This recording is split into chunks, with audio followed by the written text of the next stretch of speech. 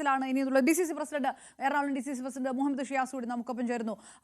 ശിരോവസ്ത്ര വിവാദവുമായി ബന്ധപ്പെട്ട് വി ശിവൻകുട്ടി അതൊരു കർശന നിർദ്ദേശം നൽകിയിരിക്കുന്നു. നാളെ 11 മണിക്ക് മുമ്പ് റിപ്പോർട്ട് കൊടുക്കണം എന്നും പറഞ്ഞിട്ടുണ്ട്. കോൺഗ്രസിന്റെ പ്രതികരണം എങ്ങനെയാണ് ഈ നിമിഷത്തിൽ? അല്ല, ആ വിഷയം ഇന്ന് പരാതി ഉണ്ടായിരുന്ന കുടുംബം അവിടെ പഠിക്കുന്ന 8ാം ക്ലാസ്സിൽ പഠിക്കുന്ന ഒരു പെൺകുട്ടിയാണ്.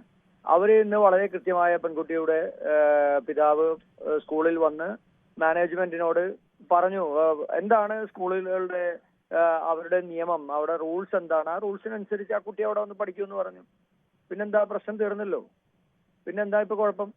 ഈ ബൈലോ അല്ല, ഇതിപ്പോ ശ്രീ ഷിയാസ്, ബൈലോ അനുസരിച്ച് യൂണിഫോം ബൈലോ അനുസരിച്ച് വന്നു കൊള്ളാം എന്ന് രക്ഷിതാവ് പറഞ്ഞു, അങ്ങനെ പ്രശ്നം പരിഹരിച്ചു എന്നുള്ളൊരു സൂചനയാണ്, വാർത്തയാണ് ആദ്യം വന്നത്. പക്ഷെ ഇപ്പോൾ മന്ത്രി പറഞ്ഞിരിക്കുന്നത് നാളെ മുതൽ ഹിജാബ് ധരിച്ചു വരാം, ശിരോവസ്ത്രം ധരിക്കാം, അത് തടയാൻ പാടില്ല, അത് തടഞ്ഞ നടപടി മത സ്വാതന്ത്ര്യത്തിനെ ഹനിക്കുന്നതാണ് എന്ന് വിദ്യാഭ്യാസ മന്ത്രി പറയുന്നു.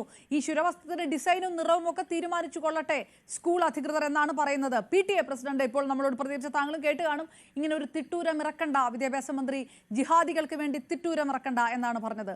കോൺഗ്രസ് ഏത് ഭാഗത്താണ് നിൽക്കുന്നത്? അല്ല, നമ്മൾ പറയുന്നത് ഇവിടെ ഉത്തരേന്ത്യയല്ലല്ലോ, ഇത് ഉത്തരേന്ത്യയല്ല കേരളം. കേരളത്തിൽ ഒരു മതനിരപേക്ഷരായിട്ടുള്ള ആളുകളാണ് ജീവിക്കുന്നത്. ഇവിടെ എല്ലാ സമുദായത്തിൻ്റെതായ അവർ നേതൃത്വം നൽകുന്ന സ്കൂളുകളുണ്ട്. അവരെന്താ പറയുന്നത്? ഈ നാടിന്റെ നല്ലതിന് വേണ്ടിയിട്ടാണ് അവിടെ പഠിപ്പിക്കുന്നത്. വിദ്യാഭ്യാസമാണെങ്കിൽ അവിടെ പഠിക്കുന്ന സംസ്കാരം എന്ന് പറയുന്നത് എല്ലാവരും മതനിരപേക്ഷരായിട്ടുള്ള ആളുകളായിരിക്കണം എന്നുള്ളതിന്റെ അടിസ്ഥാനത്തിലാണ് അവിടെ വിദ്യാഭ്യാസം കൊടുക്കുന്നത്. എല്ലാ തരത്തിലുള്ള കുട്ടികളും എല്ലാ സ്കൂളുകളിലും ഉണ്ട്.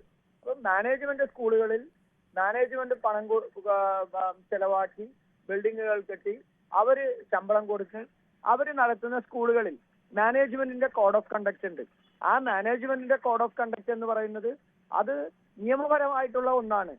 ആ നിയമപരമായിട്ടുള്ള കോഡ് ഓഫ് കണ്ടക്റ്റിൽ നാളിതുവരെ ഒരു കുട്ടിക്കോ അല്ലെങ്കിൽ മറ്റേതെങ്കിലും തരത്തിലുള്ള ആളുകൾക്കോ ഒരു ബുദ്ധിമുട്ടുണ്ടാക്കുന്ന നിലപാടുകൾ കേരളത്തിലെ ഒരു മാനേജ്മെന്റും ഒരു സ്ഥലത്തും സ്വീകരിച്ചിട്ടില്ല.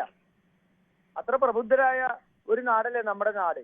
അപ്പൊ അങ്ങനെ ആ കോഡ് ഓഫ് കണ്ടക്റ്റിന്റെ അടിസ്ഥാനത്തിലാണ് കുട്ടികളെല്ലാം വന്ന് പഠിച്ചു പോകുന്നത്. ഈ റീത സ്കൂള് അങ്ങനെ കോഡ് ഓഫ് കണ്ടക്റ്റിന് വിരുദ്ധമായിട്ടുള്ള ഒരു നിലപാട് സ്വീകരിച്ചു, അങ്ങനെയാണോ കോൺഗ്രസ് പറയുന്നത്? ഒന്നുമില്ല. ആ കോഡ് ഓഫ് കണ്ടക്ട് സ്കൂളുകളിൽ എല്ലാവർക്കും ഒരു യൂണിഫോം അവർ നിർബന്ധമാക്കിയിട്ടുണ്ട്. ആ യൂണിഫോമിന്റെ അടിസ്ഥാനത്തിലാണ് അവർ കൃത്യമായി കുട്ടികളെ പഠിപ്പിക്കുന്നത്. അപ്പൊ അങ്ങനെ ഒരു കുട്ടി തലയിൽ അവർക്ക് തട്ടനിട്ട് വരണം എന്ന് ആഗ്രഹം പറഞ്ഞപ്പോൾ സ്കൂൾ എന്താ പറഞ്ഞത്?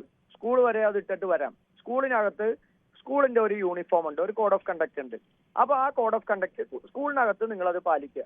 സ്കൂളിൽ നിന്ന് നിങ്ങൾ വെളിയിലേക്ക് പോകുമ്പോൾ നിങ്ങൾക്ക് ആ തട്ടനിട്ടിട്ട് പോകാം എന്നാണ് അവര് പറഞ്ഞത്. തട്ടൻ ഒരു സ്ഥലത്ത് ഇടണ്ടെന്ന് അവര് പറഞ്ഞിട്ടില്ല. മനസ്സിലായില്ലേ? അതിന് ഈ അവിടെ ജാതിയുടെ നിറം നൽകി ആളുകളെ തമ്മിലടിപ്പിക്കുന്ന രാഷ്ട്രീയം കളിക്കുന്ന ചില ആളുകളുണ്ട്. അത് RSSും സംഘപരിവാറും കാസയുമാണ്. അത് തിരിച്ചറിയാനുള്ള ബോധം ഈ നാട്ടിലെ ജനങ്ങൾക്കുണ്ട്, ഒരു സംശയവുമില്ല. അല്പം മുൻപ് BJP നേതാവ് ഷോൺ ജോർജ് പ്രതികരിച്ചത് അല്ല, ഇത് ഇസ്ലാമിക് സ്റ്റേറ്റ് നടപ്പാക്കാനുള്ള വലിയ ഒരു നീക്കത്തിന്റെ തുടക്കമാണ്, അതിനൊപ്പം നിൽക്കുന്നു LDFും UDFും ഒപ്പം നിൽക്കുന്നു എന്നാണ്. ഇത് കഴിഞ്ഞ കുറെ നാളുകളായി കേരളത്തിലെ ക്രൈസ്തവ മുസ്ലിം വിശ്വാസികളെ തമ്മിൽ തെറ്റിക്കാനുള്ള ബോധപൂർവമായ ശ്രമം RSSന്റെ നേതൃത്വത്തിൽ കാസ നടത്തുകയാണ്. അതിനെല്ലാ പിന്തുണയും ഇവർ കൊടുക്കുകയാണ്. ഇപ്പൊ സർക്കാരിന് എന്താ ഇപ്പൊ ഒരു പുതിയ ബോധോദയം ഉണ്ടായത്? ഇത്ര നാളും ഇത്തരത്തിലുള്ള സ്കൂളുകളിൽ ഈ കോഡ് ഓഫ് കണ്ടക്ട് എല്ലാം നിലവിലുണ്ട് എന്ന് സർക്കാരിന് അറിയാലോ. ഇപ്പൊ എന്തിനാ ശിവൻകുട്ടി ഇങ്ങനെ ഒരു ഓർഡറിന്? ശിവൻകുട്ടി 4 കൊല്ലം 5 കൊല്ലം ആവുന്നു വിദ്യാഭ്യാസ മന്ത്രിയായിട്ട്. ഇതുവരെ ശിവൻകുട്ടിക്ക് അറിവുണ്ടായിരുന്നില്ല ഇങ്ങനെ ഒരു സംഭവം? ഇതാ വിദ്യാർത്ഥിയുടെ രക്ഷിതാക്കൾ കൊടുത്ത പരാതിക്ക് പുറത്തല്ലേ?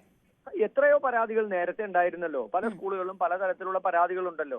അന്നൊന്നും ഇറങ്ങാത്ത ഒരു ഉത്തരവ്, അന്നൊന്നും പറയാത്ത ഒരു ഉത്തരവ് എന്തിനാ ഇപ്പൊ ശിവൻകുട്ടി പറയുന്നത്? അപ്പൊ ഇത് ബോധപൂർവ്വം. അങ്ങനെ ഒരു ഹിജാബ് വിവാദം കേരളത്തിന് മുമ്പ് ഉണ്ടായിട്ടുണ്ടോ മുഹമ്മദ് ഷിയാസ്? അങ്ങനെ ഒരു ഹിജാബ് വിവാദം കേരളത്തിൽ ഉണ്ടായിട്ടുണ്ടോ? നിങ്ങൾ ഒരു കാര്യം മനസ്സിലാക്കുക, ഇത് കേരളമാണ്. കേരളത്തിനകത്ത് ഇന്ന് നടക്കുന്ന രാഷ്ട്രീയം എന്ന് പറയുന്നത് CPMന്റെയും BJPയുടെയും ഒരു എന്താ പറയാ, ഒരു മതവിദ്വേഷ രാഷ്ട്രീയത്തിന് നേതൃത്വം കൊടുക്കുന്ന ഒരു സമീപനമാണ് ഇരുകൂട്ടരും സ്വീകരിക്കുന്നത്. അത് കേരളത്തിന്റെ പൊതുബോധത്തിന് ചേർന്ന ഒന്നല്ല. അത് വിദ്യാഭ്യാസ മന്ത്രി ഒറ്റ കൺഫ്യൂഷനാണ്. വിദ്യാഭ്യാസ മന്ത്രി പറയുന്നതിനൊപ്പമാണോ നിങ്ങൾ നിൽക്കുന്നത്, അതോ ഇപ്പോൾ PTA പ്രസിഡന്റ് പറഞ്ഞതിനൊപ്പമാണോ നിൽക്കുന്നത് എന്നുള്ളൊരു സംശയമുള്ളൂ. കോൺഗ്രസ് ഏത് ഭാഗത്താണ്? രണ്ടു കൂട്ടരുടെ ഒപ്പം അല്ലല്ലോ ഞങ്ങൾ നിൽക്കുന്നത്. ഞങ്ങൾ ഇന്നെന്താ അവിടെ പോയി പറഞ്ഞത്? ഞങ്ങൾ പറഞ്ഞത് സ്കൂളിന്റെ കോഡ് ഓഫ് കണ്ടക്ട് ഏത് സ്കൂളുകളാണോ ആ സ്കൂളിന്റെ കോഡ് ഓഫ് കണ്ടക്ട് പാലിക്കാൻ ആ സ്കൂളുകളിൽ പഠിക്കുന്ന വിദ്യാർത്ഥികൾക്ക് സാധിക്കണം. ആ എല്ലാ സ്കൂളുകളും നമ്മുടെ മതനിരപേക്ഷതയും നമ്മുടെ ജനാധിപത്യ മൂല്യങ്ങളും എല്ലാം ഉയർത്തിപ്പിടിക്കുന്ന, അതായത് ശിരോവസ്ത്രം ധരിച്ച് സ്കൂളിൽ വരേണ്ട കാര്യമില്ല. ഏതാ ശിരോവസ്ത്രം ധരിച്ച് സ്കൂളിൽ വരേണ്ട കാര്യമില്ല. മന്ത്രി പറഞ്ഞതനുസരിച്ച് ശിരോവസ്ത്രം തന്നെ ധരിച്ച് ആ കുട്ടിയെ പഠിപ്പിക്കാൻ അനുമതി കൊടുക്കേണ്ട കാര്യമില്ല. അതല്ലല്ലോ അവിടുത്തെ പ്രശ്നം. അവിടുത്തെ പ്രശ്നം എന്താണ്? സ്കൂളിലെ യൂണിഫോം ആണ് അവിടുത്തെ പ്രശ്നം. അപ്പൊ യൂണിഫോം ധരിക്കുന്ന കുട്ടികളെ യൂണിഫോം ധരിച്ചിട്ടല്ലേ അവിടെ വരേണ്ടത്.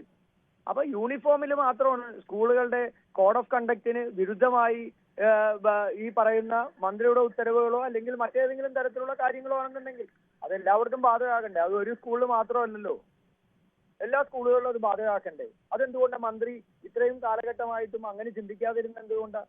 ഇപ്പൊ ഒരു കുട്ടിയുടെ പരാതിയുടെ അടിസ്ഥാനത്തിലാണോ അങ്ങനെ ഒരു തീരുമാനം എടുക്കുക? അല്ലല്ലോ.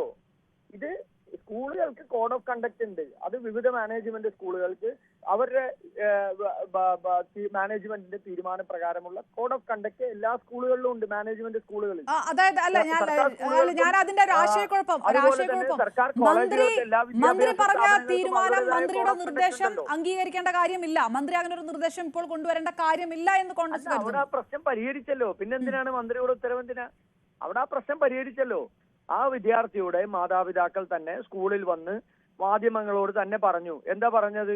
ആ സ്കൂളിലെ കോഡ് ഓഫ് കണ്ടക്ട് അനുസരിച്ചാണ് എന്റെ മക്കൾ പഠിക്കേണ്ടത്. അത് ഞങ്ങൾക്ക് ബോധ്യപ്പെട്ടിട്ടുണ്ട്. ആ നിയമം അനുസരിച്ച് ഞങ്ങളുടെ കുട്ടികളോട് പഠിക്കും. പിന്നെന്താ പ്രശ്നം? ഇനി മന്ത്രിയും ഇനിയും ബാക്കിയുള്ള ആളുകൾ കൂടി നിർബന്ധിച്ചിട്ട് ഈ കോഡ് ഓഫ് കണ്ടക്ട് വയലേറ്റ് ചെയ്യണം എന്ന് അവരാരെങ്കിലും നിർബന്ധിക്കാൻ ഇവരാരാണ്? അങ്ങനെ ചെയ്യാൻ പറ്റില്ലല്ലോ. കോഡ് ഓഫ് കണ്ടക്ട് എല്ലാ സ്ഥലത്തും അതെന്തിനു വേണ്ടിയിട്ടാണ്? കുട്ടികൾ നന്നായി പഠിക്കാനും നന്നായി വളരാനും വേണ്ടിയിട്ടാണ്. അവിടെ ആരും മതവിദ്വേഷം പഠിപ്പിക്കുകയല്ലോ. ഈ സ്കൂളുകളിലും കോളേജുകളിലൊക്കെ മതവിദ്വേഷമാണ് പഠിപ്പിക്കുന്നത്. അല്ല, കോൺഗ്രസ് പറഞ്ഞു വരുന്നത് ഈ സാഹചര്യം മുതലെടുത്തുകൊണ്ട് ഇടത് സർക്കാർ മന്ത്രി അങ്ങനെ ചില പ്രസ്താവനകൾ നടത്തുന്നു എന്നാണ് അല്ലേ? ഞാൻ അത് തന്നെയാണ് പറഞ്ഞത്. കേരളത്തിൽ RSSഉം സംഘപരിവാറും കേരളത്തിലെ മുസ്ലിം ക്രൈസ്തവ വിഭാഗങ്ങളെ തമ്മിൽ തെറ്റിക്കാനുള്ള ബോധപൂർവമായ ശ്രമം നടത്തുന്നു. അതിന് ഈ കുട്ടിയെ ഒരു ഉപകരണമാക്കി, ഈ കുട്ടി ഉന്നയിച്ച ഒരു വിഷയത്തെ ഉപകരണമാക്കി മാറ്റുന്നു. അതിന് CPM കൂടി വടിവെച്ചു കൊടുക്കുകയാണ് ഈ ഉത്തരവിലൂടെ. ആ നിലപാട് വ്യക്തമാണ്. DCC പ്രസിഡന്റ് മുഹമ്മദ് ഷിയാസിന്റെ പ്രതികരണം, CPM സംസ്ഥാന സർക്കാർ, വിദ്യാഭ്യാസ മന്ത്രി, വിദ്യാഭ്യാസ വകുപ്പ് നടത്തുന്നത് മനഃപൂർവ്വം ഒരു വർഗീയ സംഘർഷത്തിനുള്ള വളമൊരുക്കലാണ്.